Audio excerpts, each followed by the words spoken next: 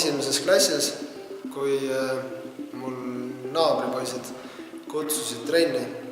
Läksin esimest korda trenni ja jäi rahule ja sealt läks jalgpallikarjäär kuni 7 aastat.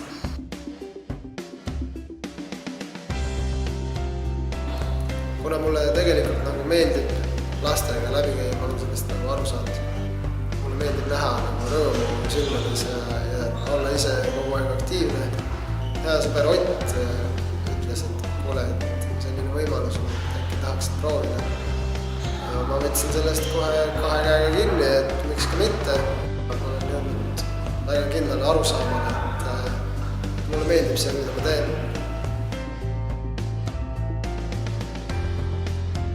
Ma treenin siis FC Helioses 2 gruppi, mõlemad on 2009 aastal sündinud poisid.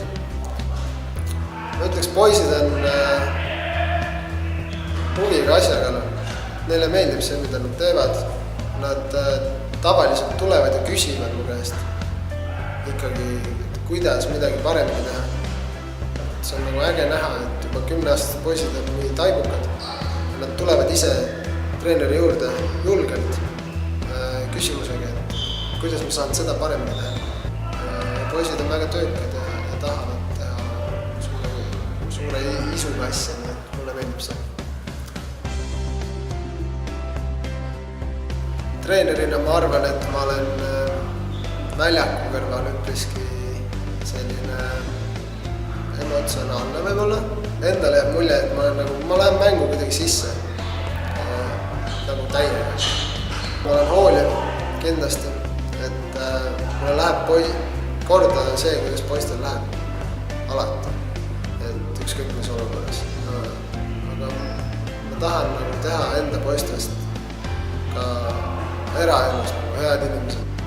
Et kõik see, mis sa siin trennis õpid noorena, see tuleb sulle edaspidises elus väga kasuks. Kui sul on enda ümber meeskond ja sa oskad meeskonda hoida, siis läheb kõik hästi.